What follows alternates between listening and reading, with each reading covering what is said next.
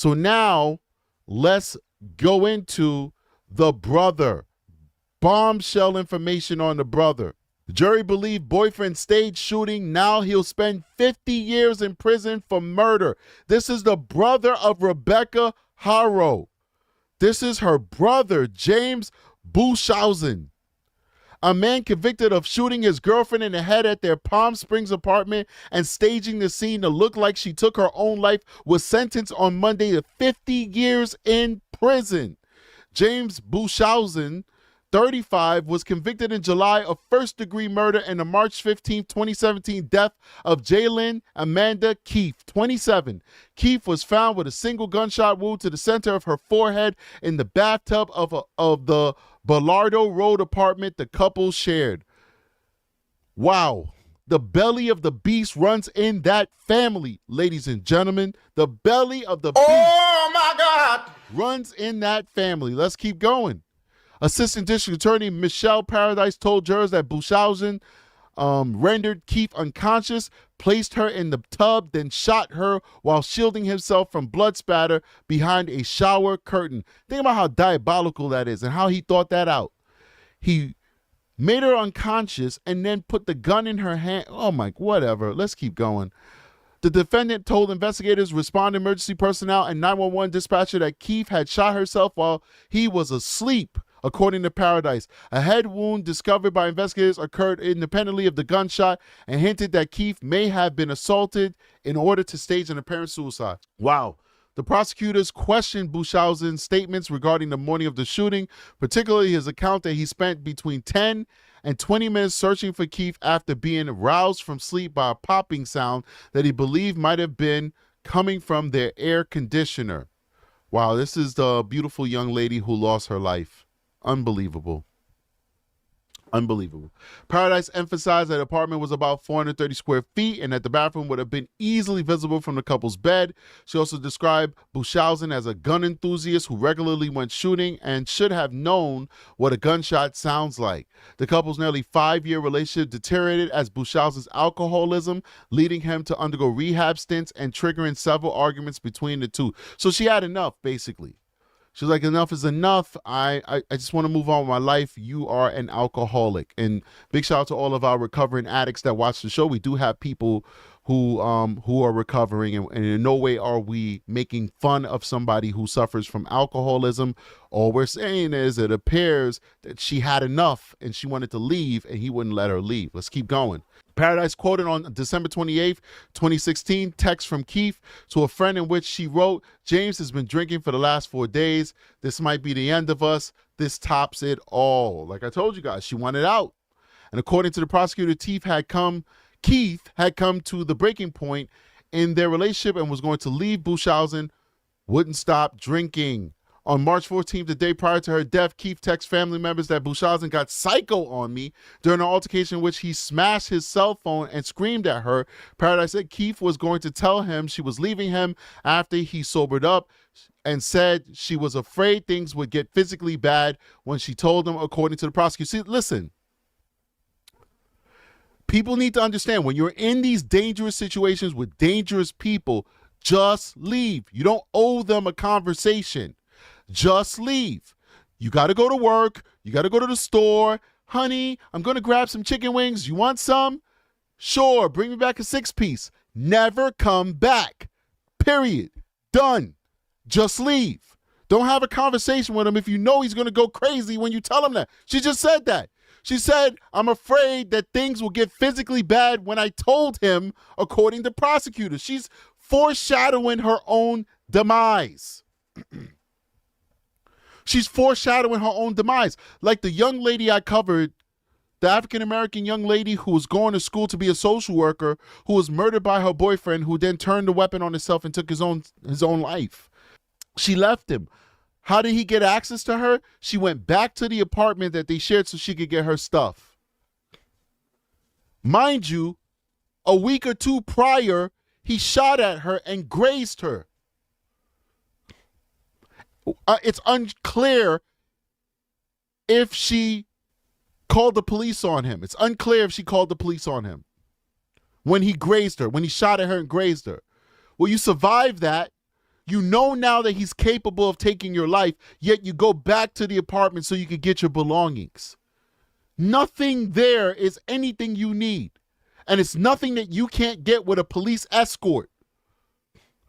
Just leave. Leave with the clothing on your back, ladies and gentlemen, if you're in a situation like that. Because we're talking about this, I want to definitely say that if you are in a situation where you fear for your life, you're in a domestic violence position, please call 1-800-799-7233. That is the National Domestic Violence Hotline. Once again, that's 1-800-799-7233. It's open 24 hours a day.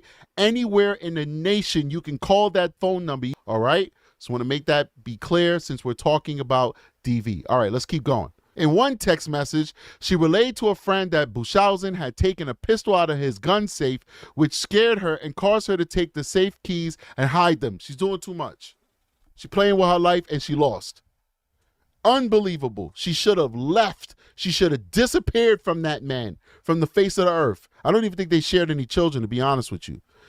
The prosecutor vehemently denied that Keith was suicidal and reported that even Beuschausen told police that Keith had never expressed any suicidal feelings. Beuschausen's attorney, Greg Johnson, argued that a bladder syndrome was causing Keith substantial pain and was another stress on their relationship, pushing her to take her own life. He said 2 internet searches were made on her cell phone referencing intestinal cystis, one on March 12th, on IC depression, and another on March 15th on IC suicide rate, about 40 minutes prior to when Beuschausen called 911. Why? Because he probably staged those searches on her phone. Paradise countered that Beuschausen used Keith's phone to call 911 and was seen using her phone after investigators arrived at the apartment. The prosecutor called the searches a red herring and an excuse to plant a seed because this is supposed to be made up to look like self-ending. She said Keith's doctor said her illness was stabilized and that medication was proven successful in controlling her pain, but Johnson argued that Keith was in more pain, both physically and emotionally, that she let on to believe to loved ones, and described her relationship with Beuschausen as a final straw in a rough life that included losing her home, which burned down soon after her father's death. In the months following his girlfriend's death, Beuschausen quit his job and moved back to his hometown of McAllen, Texas, where he was eventually arrested by Palm Springs investigators on October 8th in the parking lot of a shopping center. In the parking lot of a shopping center. Does that sound familiar to you guys? Arrested in the parking lot of a shopping center. Wow. Let's keep going. For a 7-month-old baby boy, his mother says he was kidnapped from a Big 5 parking. This is 21 hours ago, so it's not going to have the updates that we have and we've been talking about. But I want to see what the parents say.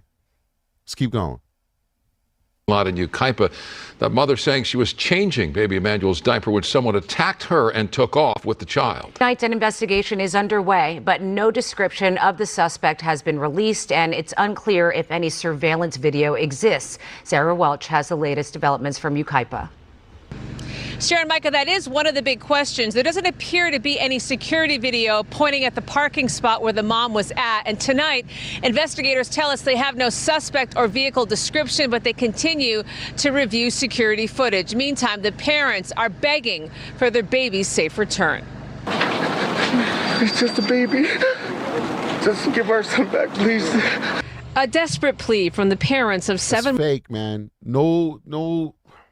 That's not in our DNA to act like that. It's contrived and it's fake. That's my opinion.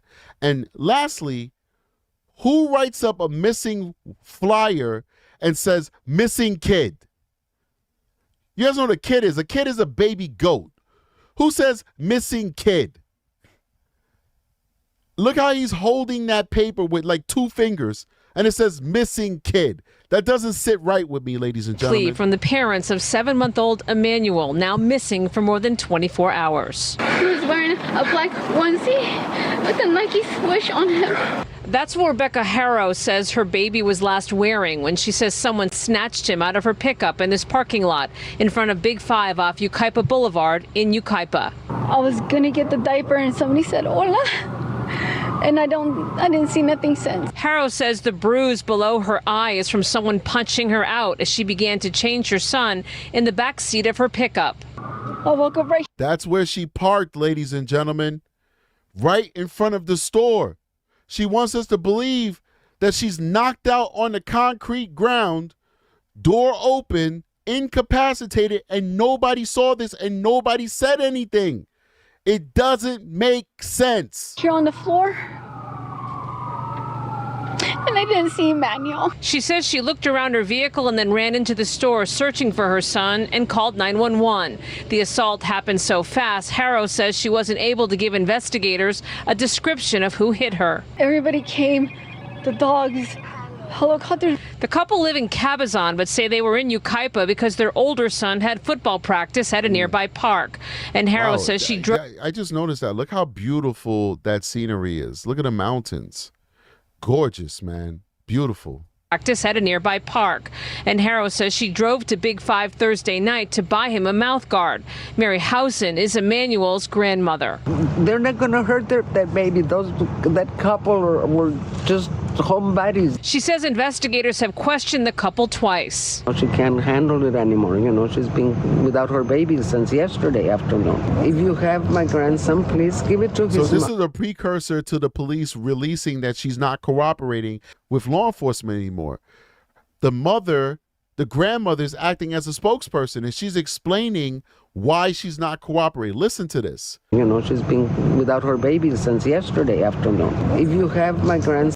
Thursday night to buy him a mouthguard. Mary Housen is Emmanuel's grandmother. They're not going to hurt that baby. That couple were just homebodies. She says investigators have questioned the couple twice. She can't handle it anymore. You know, she's been without her baby since yesterday after. She can't handle it anymore. She's been without her baby since yesterday. That's why, according to grandma, she's no longer cooperating. This is the same grandmother that raised a son who became an alcoholic and a murderer and didn't just end his girlfriend's life, but tried to stage it as though it was a suicide so that he could get away with it and he could live his life and sail off into the sunset. And now apparently it looks like she's raised a daughter that may have engaged in infanticide. I'm not sure. This is alleged. But the police are telling us that they don't believe the daughter anymore and she's not cooperating. But according to grandma, with those wild eyes, I know I got big eyes, but my eyes ain't wild. She can't take it anymore. She's been without her baby for so long. And according to the internet, looks like they staked out this location, allegedly, and did some recon, did some canvassing, and they chose this area because of its lack of video surveillance. Does that make sense? Let's keep going. If you have my grandson, please give it to his mom. She's going crazy. Please have mercy on her. Many have asked why no Amber Alert in this case. The Sheriff's Department says because they have no suspect or vehicle description, it does not meet the criteria for an Amber Alert. If you have any information about this case, you're urged to contact law enforcement.